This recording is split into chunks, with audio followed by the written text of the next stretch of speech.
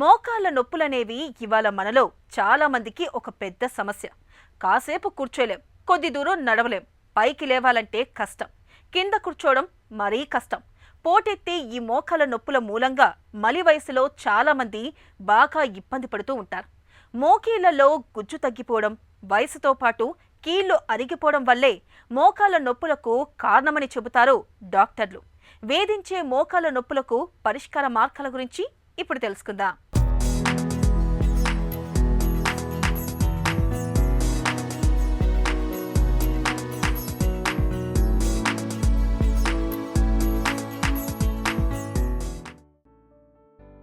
మోకాలు ఒక అద్భుతమైన అమరిక. శరీరం బరువును ఎక్కువగా తీసుకుని మనిషి నిలబడటానికి అవసరమైన అవయవం. అత్యంత సంక్లిష్టమైన నిర్మాణం కూడా. రోజువారీ కార్యక్రమాల్లో మనకు తెలియకుండానే దాన్ని అనేక రకాలుగా ఉపయోగిస్తూ ఉంటాం. శరీరం బరువులో అత్యధిక భాగం దానిపై పడటం, విచక్షణారహితంగా దాన్ని ఉపయోగించటం వల్ల దానిపై పడే భారం కూడా ఎక్కువే. ఇటీవల పెరుగుతున్న స్థూలకాయం, బహుళ అంతస్తులలో నివాసం, ఎగుడు దిగుడు ప్రాంతాల్లో నడక వంటి కారణాలతో మోకాలిలో నొప్పి సమస్య పెరుగుతోంది. ఫలితంగా కొద్ది దూరం నడవటం, కాసేపు స్థిమితంగా కూర్చోవటం, సులువుగా పైకి లేవటం, మెట్లెక్కటం వంటి చిన్న చిన్న పనులే మన పాలిట అతి పెద్ద కష్టాలుగా మారుతున్నాయి. సామాజిక సమస్యగా పరిణమిస్తోన్న మొండి మోకాళ్ల నొప్పులకు చాలా కారణాలే ఉన్నా వాటన్నింటిలోకి మోకీళ్ల చుట్టూ రక్షణగా ఉండే మృదులాస్తి దెబ్బతినిపోవటం అన్నదే ఎక్కువగా కనిపిస్తోందని చెబుతున్నారు డాక్టర్లు. ఆస్టియోఆర్థరైటిస్ యాక్చువల్లీ ఒక age related degeneration of joints అంటాము. సో జాయింట్ అంటే ఏం లేదు, especially knee joint it's a mechanical hinge joint అంటాము. ఇప్పుడు డోర్లో ఎలా మనకి హింజెస్ ఉంటాయి, so over a period of time ఒక 5 years తర్వాత పాడైపోతాయి. అట్లనే ఆఫ్టర్ 50s 60s నీ జాయింట్లో కూడా ఆ ఆర్థరైటిస్ ప్రాబ్లమ్ స్టార్ట్ అవ్వచ్చు. నాట్ ఓన్లీ నీ జాయింట్, బాడీలో ఏ జాయింట్లో అయినా ఈ ఇష్యూ రావచ్చు. కామన్లీ నీ జాయింట్లో అవుతుంది, ఎందుకంటే వెయిట్ బేరింగ్ జాయింట్ అంటాం దాన్ని. సో బాడీ వెయిట్ మొత్తం ఆ నీ జాయింట్ పైన పడుతుంది. సో దేర్ ఫోర్ నీ జాయింట్లో ఇది జనాలకి తెలుసు, ఆస్టియోఆర్థరైటిస్ అంటే నీ జాయింట్ని అఫెక్ట్ చేస్తుందని.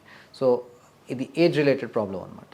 ఎస్పెషలీ ఒక ఫ్యామిలియల్ టెండెన్సీ ఉంటే, మన ఫాదర్స్కి, మదర్స్, పేరెంట్స్, గ్రాండ్ పేరెంట్స్లో ఆ టెండెన్సీ ఉంటే ఆ పేషెంట్కి ఎక్కువ ఛాన్స్ ఉంటుంది.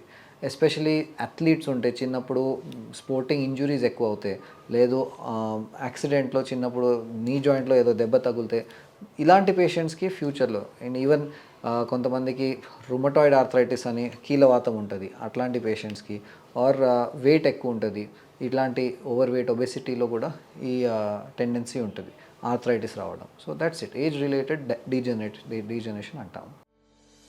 మోకాళ్ల నొప్పి బాధిస్తున్నప్పటికీ మనలో చాలామంది డాక్టర్ను సంప్రదించి చికిత్స తీసుకోవటానికి వెనకాడుతూ ఉంటారు. అదే తగ్గిపోతుందిలే అని నిర్లక్ష్యం చేస్తూ ఉంటారు. నొప్పి మరీ ఎక్కువగా ఉన్నప్పుడు బ్రూఫెన్ వంటి నొప్పి నివారణలను, లేదంటే చల్లటి ఐస్తో కాపడం పెట్టడంతో సరిపెట్టుకుంటూ ఉంటారు. లేదా ఇరుగు పొరుగు సలహా మేరకు మోకాళ్లకు రబ్బరు తొడుగులను వాడుతూ ఉంటారు. నిజానికి మోకాలు నొప్పి వారం రోజులకు పైనే కొనసాగుతూ ఉంటే తప్పనిసరిగా డాక్టర్ను సంప్రదించాలి. సమస్యను బట్టి నిపుణులు చికిత్స చేస్తారు.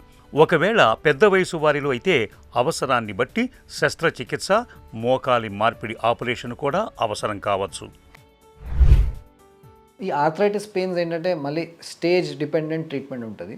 సో ఇనీషియల్ స్టేజెస్లో జస్ట్ రెస్ట్ ఇస్తే చాలు, సరిపోతుంది. బట్ మెల్లిమెల్లిగా ఆ పెయిన్స్ కాన్స్టెంట్ అవుతే మనం ప్రాపర్ ట్రీట్మెంట్ దాన్ని తీసుకోవాలి. Orthopaedic surgeons they will definitely tell medicines, so ఆ మెడిసిన్స్ వాడాలి, దట్స్ వన్ థింగ్.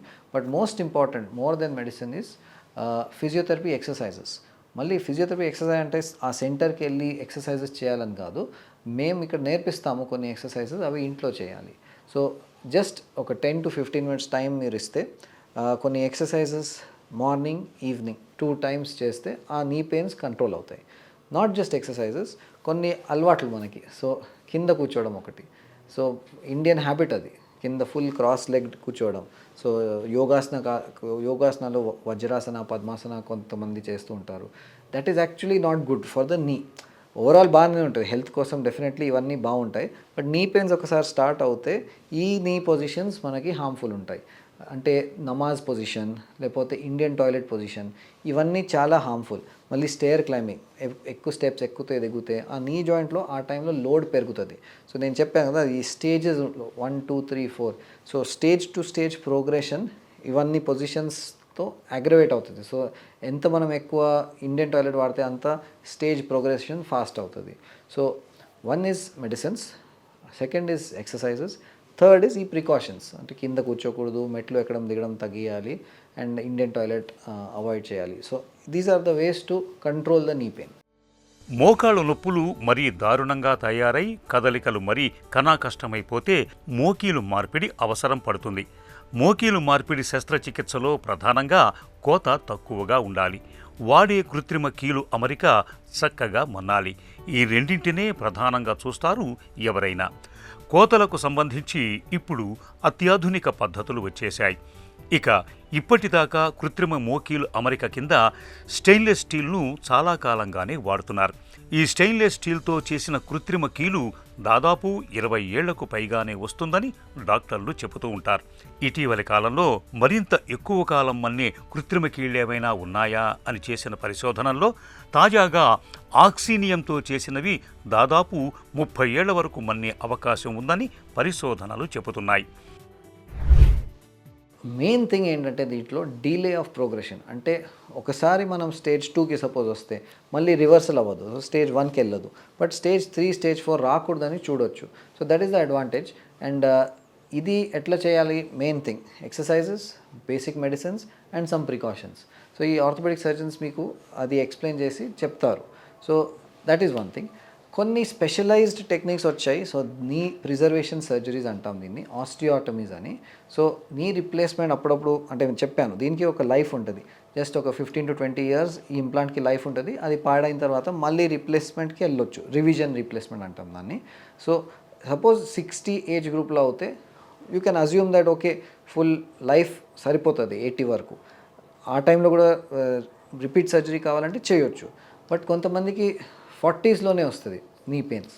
సో ఆ ఏజ్ గ్రూప్లో 40s ఆర్ ఎర్లీ 50sలో if it is caught at the right stage, కొంచెం ఎర్లీగా పేషెంట్ మా దగ్గరకు వస్తే 3rd స్టేజ్ వరకు వస్తే మేము వేరే ప్రొసీజర్స్ చేస్తాము, ఆస్టియోటమీస్ అంటాం దాన్ని. సో దానివల్ల ఏమవుతుందంటే మనకి ఇంకొక 15 years దొరుకుతాయి. సో దట్ ఈ నీ రీప్లేస్మెంట్ సర్జరీ 45-50లో చేయకుండా మనం వెయిట్ చేసి 65 ఏజ్ గ్రూప్లో మళ్ళీ చేయవచ్చు. నిత్య జీవితాన్ని దుర్భరంగా మార్చే మోకాలు నొప్పిని నివారించుకునేందుకు వీలుగా ముందు అధిక బరువును వదిలించుకోవాలి. ఎత్తుకు తగ్గ బరువు ఉండేలా ఆహారం, వ్యాయామాల విషయాల్లో తగిన జాగ్రత్తలు తీసుకోవాలి. ఏదైనా పని మొదలుపెట్టే ముందర అకస్మాత్తుగా మోకాలిని కదిలించకూడదు. గబుక్కున లేవటం, కూర్చోవటం చేయకూడదు. జాగింగ్ లేదా రన్నింగ్ చేసే ముందు కాసేపు తప్పనిసరిగా నడవాలి. మోకాళ్లకు శ్రమ కలిగించే వృత్తుల్లో ఉన్నవారు చాలినంత విశ్రాంతిని తీసుకుంటూ ఉండాలి. మోకాళ్ళు మడిచి కూర్చోవటం సాధ్యమైనంతగా తగ్గించాలి. కాలికి సౌకర్యంగా ఉండే పాదరక్షలు మాత్రమే ధరించాలి.